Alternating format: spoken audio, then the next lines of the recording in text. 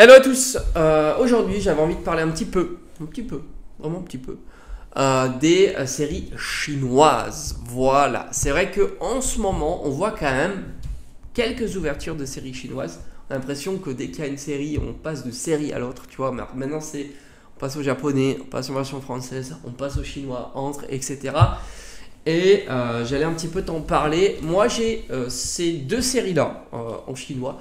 Je t'avais montré, hein, tu le sais. J'avais acheté ça. Ça m'a coûté 3 fois rien. J'avais acheté ce booster-là. C'était 3 euros le booster. Voilà, j'avais acheté ça 3 euros. Il y a des displays de boosters, hein, il faut savoir. C'est-à-dire que tu as. Alors, je crois que c'est 24 boosters. Et la display, elle est sympa parce que tu as le blister aussi. Tu vois, donc tu as une petite boîte comme ça avec 24 boosters et tu as les blisters avec. Donc c'est pas comme nos displays où il n'y a pas le booster.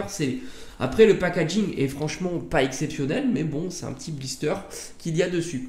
Ça, j'avais acheté ça, je crois, 3 euros. Et alors, on discutera un petit peu des séries. Et celui-ci, je l'avais acheté moins cher. C'était 2,50 €. Donc tu vois, déjà, les prix sont quand même plus abordables que nos séries à nous.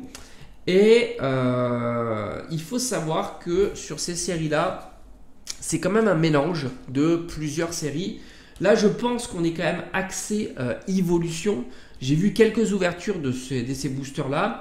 Et il me semble même que tu peux dropper de la TG alternative type Noctali ou Nymphali. Donc là, c'est assez large, tu vois. Tu as aussi prioritairement tout ce qui est évolution de Evo Céleste.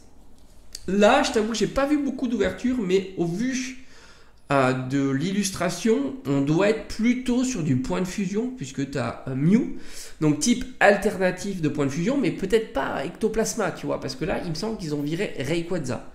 Tu vois, c'est un petit peu ça. Après, c'est la surprise, et je pense qu'en cherchant un petit peu, tu peux peut-être trouver le 7. Mais c'est un mélange, et c'est un petit peu particulier. En termes de drop, je suis pas certain que ça drop très très bien. Je pense qu'on est sur une série un petit peu classique, et d'autant que tu as quand même pas mal d'informations au dos par rapport aux différentes raretés. Voilà, tu as toutes ces informations au dos. Donc ça, déjà pour te dire que ce ne sont pas des séries qui coûtent très très cher et dont la quantité est assez importante. Voilà.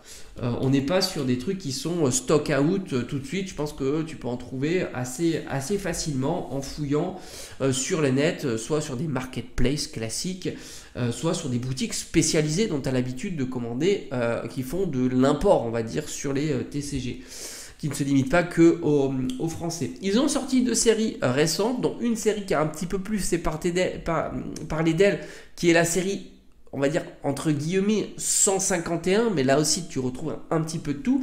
Mais la nouveauté qu'il y a eu sur ces séries-là chinoises, c'est de proposer des cartes nouvelles que l'on n'a pas chez nous.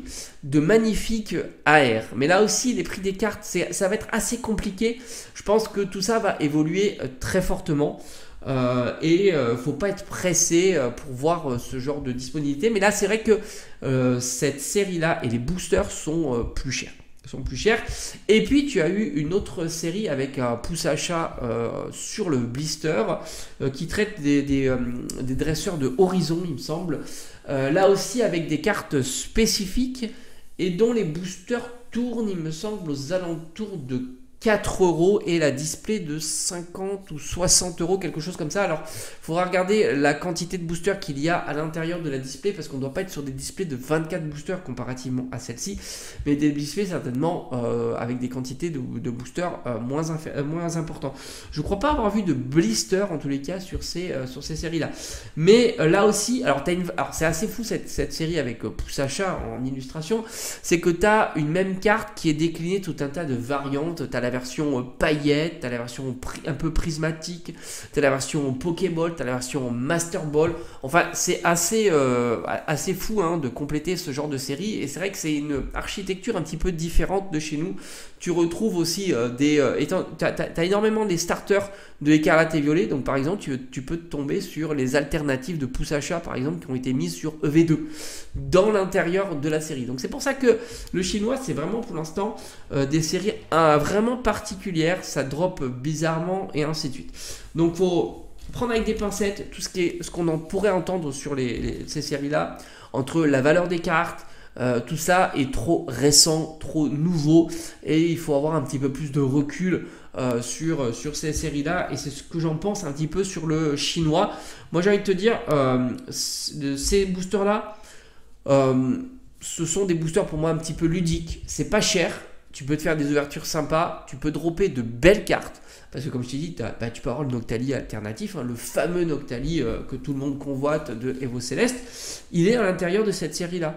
Et esthétiquement parlant, les cartes sont très très belles. Tu peux même dropper, il me semble, sur ces séries-là, des Rainbow de Evo Céleste. C'est-à-dire le Noctali, Rainbow et ainsi de suite. Et là aussi, je trouve que le pattern, c'est très très joli. Et pour des boosters qui coûtent, on va dire 3 euros. Donc c'est très abordable. Après, la série 151, on est sur des boosters plus chers, à cause certainement d'une hype qui s'est un petit peu installée sur cette série. Et le pouce achat aussi, on a des boosters qui sont un peu plus élevés. Après, à voir, comme on dit, c'est très frais, l'évolution qu'il peut y avoir sur ces séries. Moi, je préfère être très prudent en tous les cas. Comme j'ai dit, moi, ça rentre un petit peu dans ma collection, mais c'est très succinct. Comme je ne sais plus, je t'avais présenté la quantité de boosters que j'ai sur celle-ci, mais je crois qu'on doit être à 5 boosters et peut-être 3 pour celui-ci. C'était l'occasion d'agrémenter une commande. Moi, c'est ce que je fais, hein. Quand je groupe une commande, ça me permet d'avoir les frais de port gratuits. Je mets quelques items qui me disent bon, ça peut être sympa dans ma collection, et ça me permet d'amortir un petit peu le lot. Donc voilà ce que j'en pense un petit peu sur les séries chinoises. C'est très frais, on attend de voir. Il y a des variantes de cartes qui sont assez folles. Moi, j'ai bien aimé les différentes reverse qu'il pouvait y avoir. Je trouvais ça assez intéressant. Il y a des reverse que je trouve vraiment sympa. D'autres, ça fait un peu cheap, un peu folklorique.